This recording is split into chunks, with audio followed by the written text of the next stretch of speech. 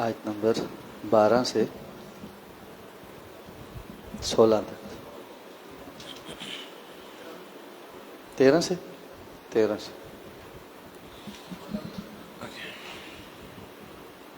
أعوذ بالله من الشيطان الرجيم.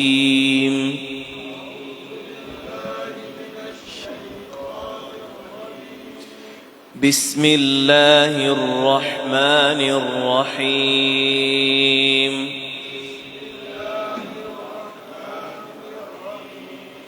ولقد أهلكنا القرون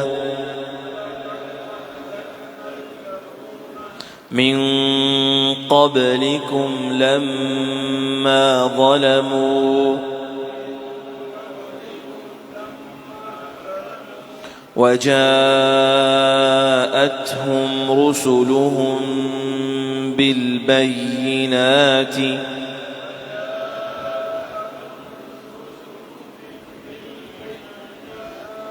وما كانوا ليؤمنوا كذلك نجزي القوم المجرمين.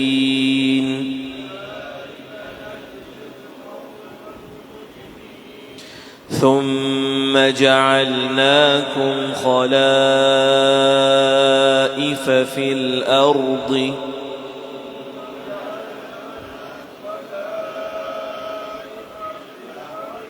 من بعدهم لننظر كيف تعملون.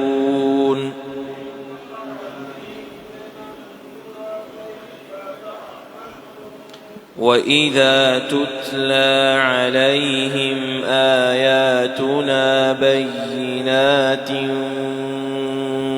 قال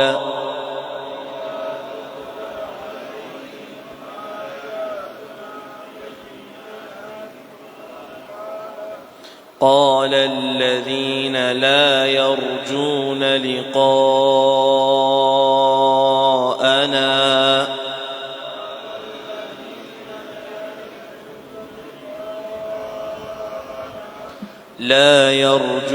لقاءنا ائت بقرآن غير هذا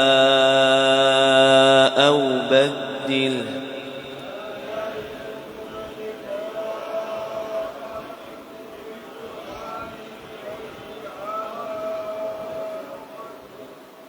قل ما يكون لي أن أبدله من تلقاء نفسي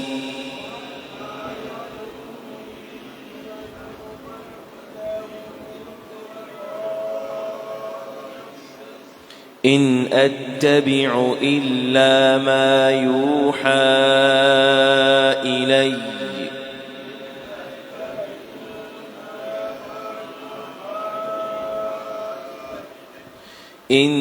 إني أخاف إن عصيت ربي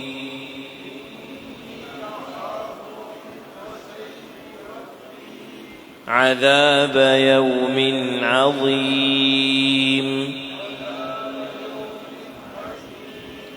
قل لو شاء الله ما تلوته عليكم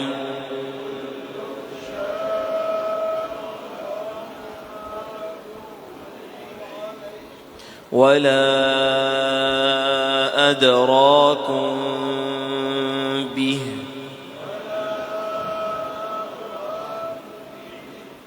فقد لبثت فيكم عمرا من قبله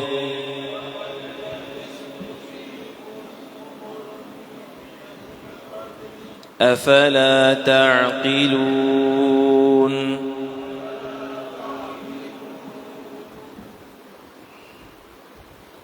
वलक़द अहलकनल क़ुरून मिन क़ब्लिकुम, और बिलाशुबा हमने तुमसे पहले बहुत से ज़माने के लोग हलाक कर दिए। लम्मा ज़लमू, जब उन्होंने जुल्म किया, وجاءتهم رسلهم بالبينات، اور ان کے پاس ان کے رسول واضح دلیلیں لے کر آئے. وما كانوا ليؤمنوا، اور وہ ہرگز ایمان لانے والے نہ تھے. كذلك نجزي القوم المجرمين، اس طرح ہم مجرم لوگوں کو بدلہ دیا کرتے ہیں. ثم جعلناك خلائف في الارض، پھر ہم نے تمہیں زمین میں جانشین بنا دیا. من بعدہم، ان کے بعد. لننظر، تاکہ ہم دیکھیں. کیف تعملون، تم کیسے عمل کرتے ہو. وَإِذَا تُتْلَى عَلَيْهِمْ آيَاتُنَا بَيِّنَاتٍ، اور جب ان پر ہماری واضح آیات پڑھی جاتی ہیں. قَالَ الَّذِينَ لَا يَرْجُونَ لِقَاءَنَا، تو وہ لوگ جو ہماری ملاقات کی امید نہیں رکھتے کہتے ہیں. ائْتِ بِقُرْآنٍ غَيْرِ هَذَا، اس قرآن کے علاوہ کوئی اور قرآن لے کر آئیے. او بدلہ، یا اسے بدل دیجیے. قل، کہہ دیجیے. ما یکون لی ان ابدلہ من تلقاء نفسی، میرے لیے ممکن نہیں کہ میں اسے اپنی طرف سے بدل دوں. غیر ھذا او من تلقاء نفسی ان اتبع الا ما یوحى الی، میں تو پیروی نہیں کرتا مگر اس چیز کی جو میری جانب وحی کی جاتی ہے.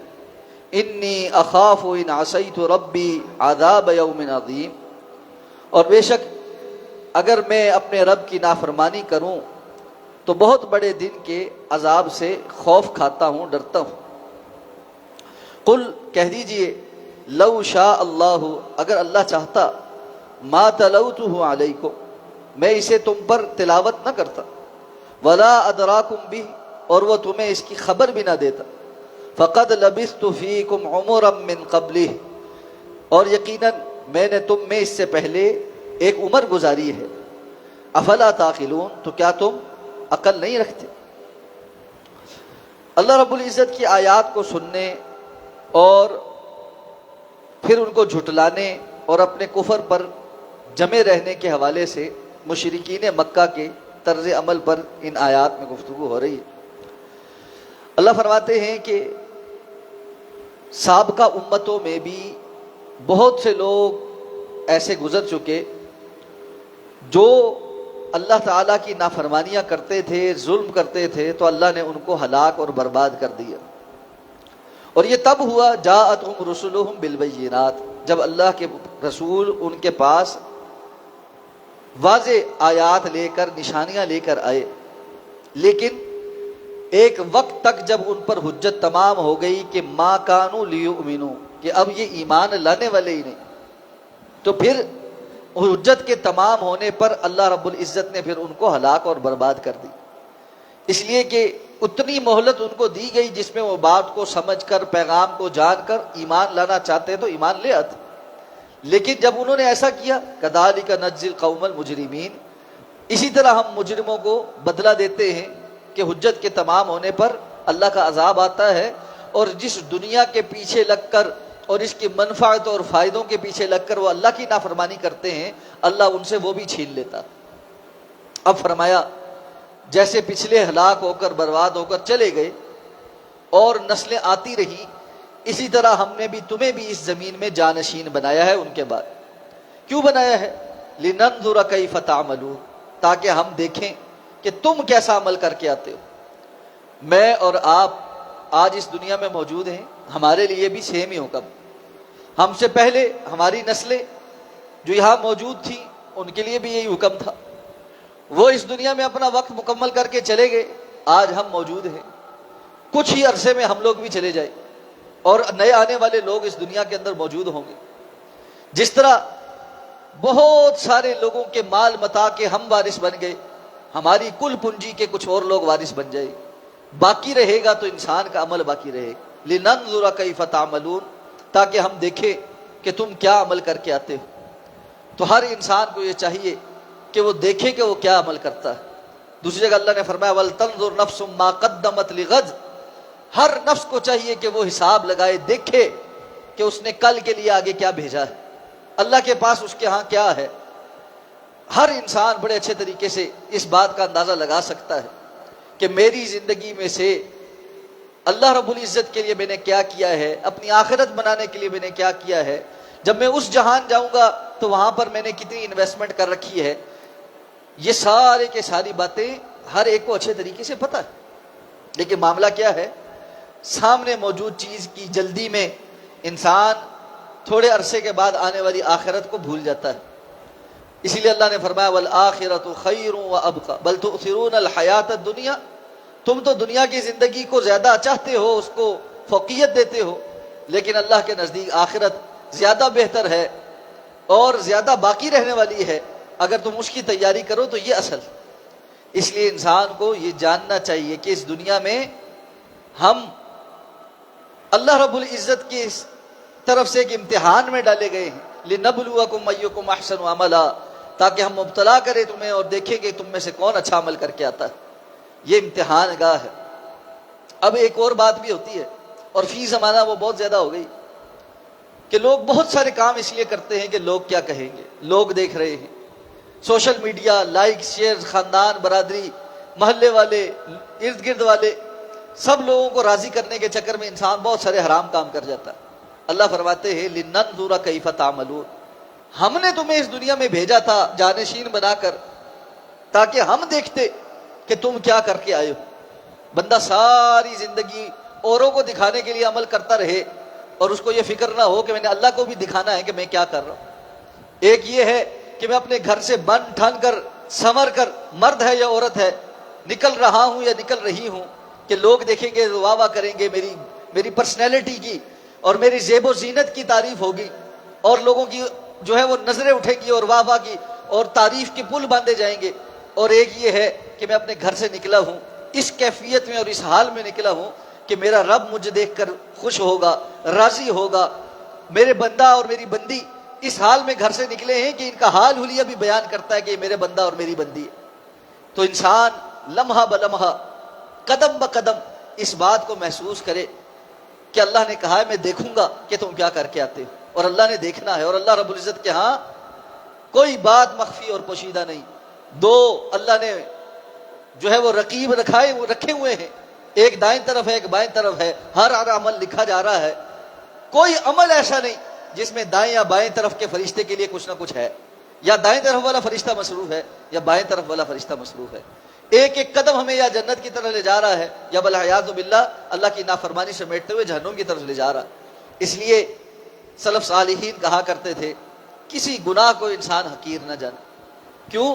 بہت سارے کنکر مل کر ایک بڑا ڈھیر بن کر پہاڑ بن جاتے، اور اسی لیے ابن قیم فرمایا کرتے تھے کہ جو چھوٹے گناہ ہیں نا یہ اصرار کے ساتھ کبیرہ ہو جاتے، اسی لیے کہا کرتے تھے لا کبیرہ مع الاستغفار ولا صغیر مع الاصرار، کوئی گناہ کبیرہ نہیں ہوتا استغفار کے ساتھ، کہ کبیرہ سا کبیرہ گناہ توبہ اور معافی سے معاف ہو جاتا ہے، ولا صغیر مع الاصرار، اور کوئی گناہ چھوٹا نہیں رہتا اگر بندہ اس پر مصر ہو جائے، اصرار کرنا شروع ہو جائے، مسلسل ہی کرنا شروع ہو جائے، کتنا کچھ جمع ہو جائے، اس لیے بڑا جتھا بن جاتا ہے وہ۔ تو انسان کو ہمہ وقت اس کیفیت میں رہنا چاہیے، لِنَنظُرَ كَيْفَ تَعْمَلُونَ، اللہ کا یہ حکم، یہ فرمان کہ ہم دیکھیں گے، تمہیں بھیجنے کا مقصد یہ ہے، اللہ نے دیکھنا ہے کہ تم کیا کر کے آئے ہو، اور اس دن رزلٹ اللہ کے سامنے ہی پیش ہوگا، اور انسان کو اللہ کے سامنے ہی کھڑا ہونا پڑے گا۔ تو ساتھ فرمایا کہ وَإِذَا تُتْلَى عَلَيْهِمْ آيَاتُنَا بَيِّنَاتٍ، ان مشرکین مکہ کی حالت یہ ہے کہ جب ہماری واضح آیات ان کے سامنے تلاوت کی جاتی ہیں تو جو آخرت پر اور ہماری ملاقات پر یقین نہیں رکھتے، ان کو لگتا ہے ہم نے اللہ کے سامنے نہیں جانا، کوئی حساب کتاب نہیں ہونا، تو ادھر ادھر کی باتیں کرتے، کہتے ہیں آپ ایسا کریں، یہ قرآن جو ہے اس کو بدل ڈال، اس کو بدل ڈال، یا اس کے اندر اس سے ہٹ کر کوئی قرآن لائیں یا اس کو بدل ڈال۔ اب ان کا دعویٰ یہ تھا کہ نعوذ باللہ یہ آپ صلی اللہ علیہ وسلم کا اپنا خود ساختہ کلام ہے، آپ اس کو گھڑتے ہیں اور اللہ کی طرف منسوب کر دیتے۔ تو ایک طرح سے انہوں نے نا ایک چال چلی کہ ہم ذرا سائیڈ سے ہو کر آتے ہیں، اللہ کے رسول کو کہتے ہیں اچھا چلیں آپ کی یہ والی کتاب تو ہمیں منظور نہیں ہے، آپ دوسری کوئی کتاب لائیں گے نا تو ہمیں منظور ہو جائے گی۔ تو اگر کسی نے اپنی طرف سے گھڑی ہو تو وہ سوچتا چلو ٹھیک ہے میں نہیں گھڑ لیتا ہوں، تو جیسے ہی وہ نہیں گھڑے گا ہم کہیں گے دیکھا ہم کہتے نہیں تھے یہ اس نے گھڑی ہوئی، اور یہ اب دوبارہ نئی گھڑ کے لیے آیا ہے، تو اس نے ہمارا مطالبہ مان لیا، اس کا مطلب بات ثابت ہو گئی۔ یا چلو پوری کتاب نہیں لکھتا، بد دل ہو، تھوڑی بہت اس میں تبدیلی کر، تب بھی ہماری بات ثابت ہو جائے گی کہ اپنا ہی کلام ہے، پہلے کچھ کہتا تھا اب کچھ کہتا ہے، اس میں تبدیلی کر دی۔ بعض مفسرین نے کہا ہے کہ یہ 5 لوگ تھے، جن میں ولید بن مغیرہ بھی تھا اور کچھ اور لوگ تھے، جنہوں نے اللہ کے رسول سے یہ مطالبہ کیا تھا، واللہ اعلم۔ اللہ تعالیٰ نے فرمایا آپ کہیے ما یکون لی ان ابدلہ من تلقاء نفسی، میرے لیے یہ کیسے ممکن ہے، جائز ہی نہیں کہ میں اس کو اپنی مرضی سے تبدیل کر دوں۔ قرآن مجید میں اگر کسی آیت کے تبدیلی کا، ناسخ اور منسوخ کا کوئی حکم بھی ہے تو وہ بھی اللہ کی طرف سے ہے۔ اللہ نے قرآن میں خود فرمایا ما ننسخ من آیت او ننسها ناتی بخیر منها او مثلها، اگر ہم کسی آیت کو منسوخ کرتے ہیں یا اس کو بھلا دیتے ہیں تو اس لیے ہوتا ہے تاکہ ہم اس سے بہتر کوئی حکم عطا فرما دے جو زیادہ انسب ہو، یا اس جیسا ہی کوئی اور حکم دے دے، ہماری اختیار ہے۔ یہ تو اللہ رب العزت کا اختیار کلی ہے کہ وہ اپنے کلام میں سے کسی چیز کو محذوف کرنا چاہے تو کر دے، کسی چیز کو باقی رکھنا چاہے تو بس باقی رکھ دے۔ لیکن اللہ کے رسول آپ بتا دیجئے یہ میرا اختیار نہیں ہے کہ میں اپنی مرضی سے جس مرضی بات کو حذف کر دوں۔ اور ساتھ میں ان اتبع الا ما یوحى الی، مجھ پر تو جو کچھ وحی کی جاتی ہے میں اس کی اتباع کرتا ہوں، اس کے سوا کسی چیز کی میں اتباع نہیں کرتا۔ جو بات مجھ تک وحی کی جاتی ہے میں پوری کی پوری عنوان پہنچا دیتا ہوں۔ ساتھ فرمایا اور اگر اس کے باوجود میں اپنی مرضی سے اللہ کی مخالفت کروں، اخاف ان عصیت ربی عذاب یوم عظیم، اگر میں نے اپنے رب کی معصیت کی، نافرمانی کی اس معاملے میں، اور اپنی مرضی سے تمہیں خوش کرنے کے لیے کچھ اس میں ہیر پھیر کر دی، مجھے عذاب عظیم کا بہت خدشہ رہتا ہے کہ میرا رب کا جو عذاب ہے وہ بہت بڑا ہے، اور اس سے میں ڈرتا ہوں۔ یہاں سے ایک بات واضح ہو جاتی ہے کہ اللہ رب العزت کی شان اور اللہ رب العزت کے مالک الملک ہونے اور رب ذوالجلال ہونے کے حوالے سے کوئی اللہ رب العزت کا مقابلہ نہیں کر سکتا، کوئی اللہ کا مقابلہ نہیں کر سکتا۔ اللہ رب العزت کی ساری مخلوقات میں ہمارا ایمان ہے سید الانبیاء جناب محمد الرسول اللہ صلی اللہ علیہ وسلم، آپ جیسی شان والا نہ اللہ نے پہلے کبھی پیدا کیا تھا، نہ آج ہے نہ کل ہوگا۔ سب سے زیادہ مقام والے آپ کی تمام تر اللہ کی مخلوقات میں سب سے عظیم شان والی ذات کون ہے؟ سید الانبیاء جناب محمد الرسول اللہ صلی اللہ علیہ وسلم۔ لیکن وہ شاعر نے بڑی خیر کی بات کہہ دی ہے کہ بعد از خدا بزرگ تو ہی قصہ مختصر، ساری باتوں کی اصل بات یہ ہے اللہ کے بعد اگر کوئی بزرگ ہستی ہے تو اللہ کے رسول صلی اللہ علیہ وسلم کی، لیکن اللہ کے بعد ہے، اللہ کے مقابل نہیں، اللہ کے مقابل کوئی نہیں ہو سکتا۔ یہ ایمان اور یقین اور یہ عقیدہ، یہ بنیادی عقیدہ ہے جو عقیدہ توحید جا بجا قرآن کے اندر بیان کیا گیا ہے۔ اللہ رب العزت کی شان کی ہمسری کوئی نہیں کر سکتا۔ قل هو اللہ احد اللہ الصمد، یہ صمد کیا ہے؟ وہ بے نیاز ہے۔ لم یلد ولم یولد ولم یکن لہ کفوا احد، یہ کفوا احد کیا ہے؟ کوئی ایک بھی ایسا نہیں جو اس کی ہمسری کر سکے۔ اللہ رب العزت کی برابری کوئی نہیں کر سکتا، وہ مالک الملک ہے، اس کا حکم آتا ہے تو انبیاء بھی کچھ کرتے ہیں، اس کا حکم نہ آئے تو انبیاء بھی نہیں ہل سکتے۔ ابھی اسی صورت میں آگے چل کے حضرت یونس علیہ السلام کی قوم کا ہلکا سا واقعہ آئے گا نا۔ حضرت یونس علیہ السلام نے کیا کیا تھا؟ صرف اللہ کے حکم کا انتظار، حالانکہ حکم آنا ہی تھا کہ قوم نافرمان تھی، لیکن اس حکم کے آنے سے پہلے قوم کو چھوڑ کر نکل گئے۔ اللہ رب العزت کو یہ بات پسند نہیں ہے تو پکڑ ہوئی۔ اس لیے اللہ کے رسول فرماتے ہیں چھوٹی بات پر بھی پکڑ ہو جاتی ہے تو تم مجھے کہتے ہو میں قرآن بدل دوں یا اس کے علاوہ کوئی اور کتاب لے کر آؤں، اگر میں ایسا کر دوں مجھے اللہ کے بہت بڑے عذاب کا ڈر ہے۔ آج امتیوں پر میدان بڑا وسیع ہے، ہمارے بزرگوں، ہمارے سو کالڈ دیندار لوگوں اور ہمارے پیروں اور فقیروں کے لیے آسانی ہے کہ اللہ کے جس مرضی حکم کی پابندی جو ہے چھوڑ دیں، نمازیں پڑھنا چھوڑ دیں، روزے رکھنا چھوڑ دیں، شریعت کے جو احکامات ہیں ان کو پامال کریں، برہنہ پھریں اور جو ہے نا ناچتے پھریں، گھنگرو باندھ باندھ کے قبروں کے گرد ناچیں اور طواف کریں اور دھمالے ڈالیں، اور اس کے بعد کہیں گے جی یہ اللہ کو راضی کرنے کے رستے ہیں اور ہمیں اللہ رب العزت کی طرف سے یہ اختیار مل گیا ہے کہ ہم یہ سب کچھ دین کے نام پر کر سکتے ہیں۔ کیسے مل گیا یہ اختیار؟ یہ اختیار کسی کو اللہ رب العزت نے نہیں دیا کہ وہ دین کے اندر کسی چیز کا اضافہ کرے یا کسی چیز کی کمی کرے۔ اگر اضافے اور کمی کی کسی اور کا اختیار ہوتا تو کیا سید الانبیاء جناب محمد الرسول اللہ صلی اللہ علیہ وسلم سے زیادہ کوئی اور حقدار تھا کہ اس کو یہ اختیار مل جاتا؟ اللہ کے رسول سے زیادہ کوئی اور حقدار نہیں۔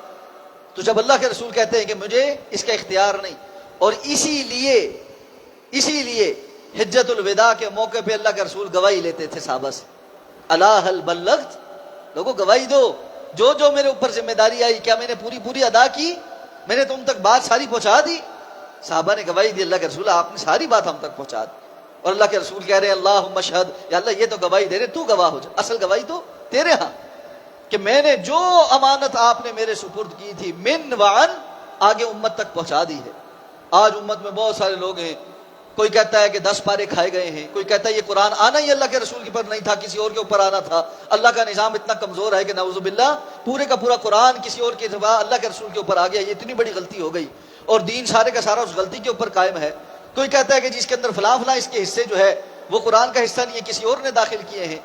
اللہ رب العزت نے اس دین کو مکمل اتارا ہے، اور الیوم اکملت لکم دینکم واتممت علیکم نعمتی، یہ آیت نازل نہیں ہوئی جب تک دین مکمل نہیں ہوا، اور اس دین کی مکمل شکل کی حفاظت کی ذمہ داری بھی قیامت تک اللہ نے اٹھا رکھی ہے۔ یہ سارے شوشے ہیں، جس نے عمل نہیں کرنا اس نے ڈھکوسلے بنا رکھے ہیں، اور ادھر ادھر کی باتیں جمع کر کے سادہ لوگوں کو بیوقوف بناتے ہیں کہ دین میں یہ بھی محفوظ نہیں، وہ بھی محفوظ نہیں، یہ بھی ایسے ہے تو وہ بھی ویسے ہے، دین محفوظ ہے۔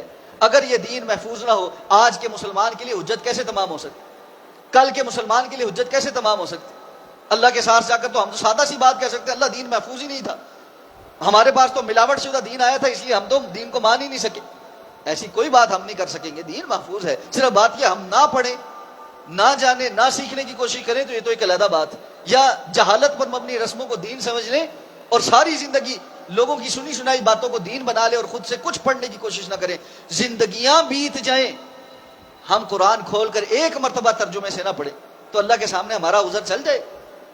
اللہ کہیں گے آنکھ، ناک، عقل، شعور سب کچھ تمہیں دیا تھا، تم نے اپنی مادری زبان کو چھوڑ کر باقی بہت سی زبانیں سیکھی، کسی کی پنجابی تھی، کسی کی پشتو تھی، کسی کی سندھی تھی، اس نے اردو سیکھی، انگریزی سیکھی، جہاں جہاں دنیا میں کہیں اور موقع ملا اور بھی زبانیں سیکھی، یہاں تک کہ لوگ آج چائنیز زبان سیکھ رہے ہیں جن کا سر پیر ہی ہم سے ملتا نہیں، لیکن ایک تمہارے پاس یہی بہانہ رہ گیا تھا کہ ساری زندگی میرا کلام تمہارے پاس موجود تھا، تم یہ کہتے رہے ہمیں تو عربی نہیں آتی، ہم نے تو سیکھی نہیں، ہمیں تو پتہ نہیں چلا کیا کہا گیا۔ نہیں، اس لیے یہ دین خالص پہنچا ہے، اور ساتھ میں اللہ کے رسول کو ایک کہلوایا ہے کہ اللہ کے رسول آپ کہیے قل لو شاء اللہ ما تلوتہ علیکم، اگر اللہ چاہتا تو میں یہ تمہارے سامنے تلاوت ہی نہ کرتا۔ اللہ رب العزت کی مرضی اور منشا کے بغیر میں اس کو تلاوت کرنے پر قادر نہیں، یہ اللہ کا فیصلہ ہے کہ میں اس کتاب کو تمہارے سامنے تلاوت کرتا ہوں، اور اگر اللہ چاہتے تو ولا ادراکم بھی، تم بھی اس کے بارے میں کوئی خبر نہ رکھتے، لیکن اللہ نے تم تک پہنچائی ہے یہ کتاب، اور اس کی دلیل کے طور پر اللہ نے ایک بڑی عقلی دلیل بھی دی، فقد لبثت فیکم عمرا من قبلہ افلا تعقلون، میری زندگی کے ایک طویل عرصہ تمہارے درمیان گزرا ہے، اب بھی تم عقل نہیں بھگتا، 40 سال میں نے تمہارے درمیان گزارے ہیں، میرا بچپن پیدائش سے لے کر اس وقت 40 سال کی زندگی تمہارے سامنے ہے، دنیاوی اعتبار سے میرا کوئی استاد نہیں، نبی الامی یہ ہیں، اللہ نے اس لیے آپ کو امی رکھا تھا کہ دنیا میں آپ کا کوئی پڑھنے لکھنے کے حوالے سے استاد موجود نہیں، کہ آپ صلی اللہ علیہ وسلم قرات کرنا جانتے ہوتے، یا آپ صلی اللہ علیہ وسلم لکھنا جانتے ہوتے، آپ صلی اللہ علیہ وسلم ایک دم سے 40 سال کی عمر میں ایسا فصاحت اور بلاغت والا کلام پیش کر رہے ہیں کہ رہتی دنیا تک کو چیلنج بھی کر رہے ہیں کہ تم سارے جمع ہو جاؤ اور اس کتاب جیسی کوئی کتاب جو ہے وہ بنا کر لاؤ، 10 سورتوں جیسی سورت بنا کر لاؤ، ایک سورت جیسی سورت بنا کر لاؤ، جبکہ ایک بندہ جس کی 40 سالہ زندگی اس بات کی گواہی دیتی ہے کہ آپ نے کبھی کسی سے علم نہیں سیکھا۔ زیادہ سے زیادہ جو الزام مشرکین مکہ آپ سے پر لگا بھی سکے وہ کیا تھا کہ آپ جو شام کے تجارتی سفروں پر جاتے تھے، ان سفروں میں آپ نے راہبوں سے پچھلی امتوں کے جو قصے کہانیاں سنے ہیں، آپ ان قصے کہانیوں کو جوڑ جوڑ کر ہمیں بیان کر کے یہ کلام سناتے ہیں۔ تو بھائی اس سے بڑے بڑے راہب دنیا میں موجود ہیں، تمہارے بڑے بڑے شاعر جنہوں نے وہ قصے کہانیاں سن رکھے ہیں جن کو تم بھی جانتے ہو، ان کے لیے بھی وسیلہ آسان ہے، جو لکھنا پڑھنا بھی جانتے ہیں، پچھلی کتابیں بھی جانتے ہیں، پرانے صحیفے بھی جانتے ہیں، وہ بھی ایسا کلام پیش کر۔ تو تم اتنی زندگی میری دیکھنے کے باوجود بھی آج یہ جھوٹ باندھتے ہوئے شرم نہیں محسوس کرتے کہ یہ میں اپنی طرف سے گھڑ کر لاتا ہوں؟ یہ ایسا ہی وہی بندہ کر سکتا ہے جو ڈھیٹ اور بے شرمی کی ایک انتہا پر پہنچا ہوا ہوں، اور وہ حدیث مبارکہ ہمارے سامنے رہنی چاہیے جس میں ان کی ڈھٹائی واضح طور پہ سمجھ آتی۔ بعض ساتھی جو ہے نا وہ یہ سوال بار بار کرتے ہیں کہ جی اتنے دلائل واضح ہونے کے بعد کوئی مانتا کیوں نہیں ہے؟ فلاں لوگ مانتے کیوں نہیں؟ اکثر لوگ مانتے کیوں نہیں؟ یہ جو بعض لوگ ہیں ان کے تو بڑے بڑے علماء ہیں، یہ مانتے کیوں نہیں؟ یہ ایک سوال انسان کے ذہن میں آ جاتا ہے۔ ان کو یہ حدیث سامنے رکھنی چاہیے کہ مشرکین مکہ نے سر جوڑا تھا کہ جی حج کا سیزن آنے والا ہے، لوگ باہر سے آئیں گے، قافلے آئیں گے، آ کر دیکھیں گے کہ بیت اللہ میں تو ایک بندہ قرآن پڑھ پڑھ کے سناتا اور کہتا ہے کہ یہ جو ہماری عزت بنی ہوئی ہے کہ ہم مجاور ہیں ان بتوں کے، اور ہم نظر نیازیں اور نذرانے قبول کرتے ہیں، اور ہماری پورے عرب کے اندر عزت ہے، کوئی ہمیں ہاتھ نہیں لگاتا، یہ تو ملیا میٹ ہو جائے گی۔ کوئی ایک بیانیہ ہونا چاہیے جو ہم لوگوں کے سامنے پیش کرے۔ اب سر جوڑ کے میٹنگ رکھی، اور اللہ کے رسول صلی اللہ علیہ وسلم نے فرمایا ابلیس باقاعدہ ایک بزرگ انسان کی شکل میں آ کر اس میٹنگ میں بیٹھا، اور اب یہ باتیں کر رہے ہیں کہ ہم کیا کہیں۔ کوئی کہتا ہم کہیں گے یہ شاعر ہے، تو سب سے پہلے ابلیس ہی بولا کہ بھائی شاعروں کے کلام ہم نے بڑے سنے ہوں، تمہارا یہ بیانیہ چلے گا نہیں کہ یہ شاعر ہے۔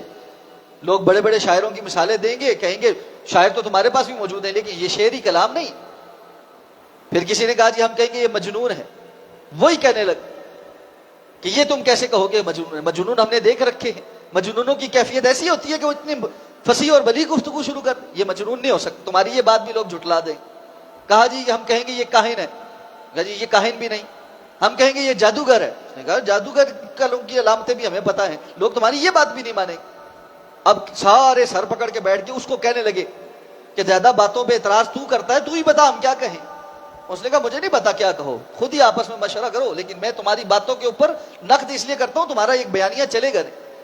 اور اس وقت ولید بن مغیرہ جو بیٹھا ہوا تھا اس نے اپنے ماتھے کی تیوری چڑھائی اور کہا، کہنے لگا کہ اور تو ہم کچھ نہیں کہہ سکتے، اس بات پر اتفاق کرتے ہیں کہ ہم کہیں گے یہ جادوگر، صرف یہ اتنی سی بات ہم کہہ سکتے ہیں، اس کے علاوہ ہم کچھ نہیں کہہ سکتے۔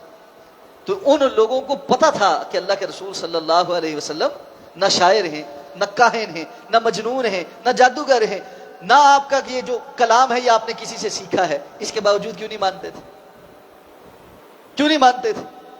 ان کی ہٹ درمیاں تھی، انا تھی، تعصب تھا، تکبر تھا کہ ان کے پیچھے لگ جائیں تو ہم تو جو ہے وہ متبع بن گئے، ہماری چودراہٹ کدھر گئی؟ کل تک لوگ ہماری بات سنتے تھے، آج ہم کسی کا محکوم بن جائے، ہم یہ نہیں مانیں گے۔ بہت سارے لوگ اس لیے بات نہیں مانتے، اس لیے حق بات کو دلیل کے ساتھ پرکھا جاتا ہے، حق بات کو دلیل سے سمجھا جاتا ہے، اس لیے نہیں سمجھا جاتا کہ فلاں نہیں مانتا وہ تو بہت بڑا ہے، جب تک وہ نہیں مانے گا میں بھی نہیں مانوں گا، یہ دلیل نہیں ہوتی۔ اللہ رب العزت ہمیں سمجھ کر عمل کرنے کی توفیق عطا فرمائے۔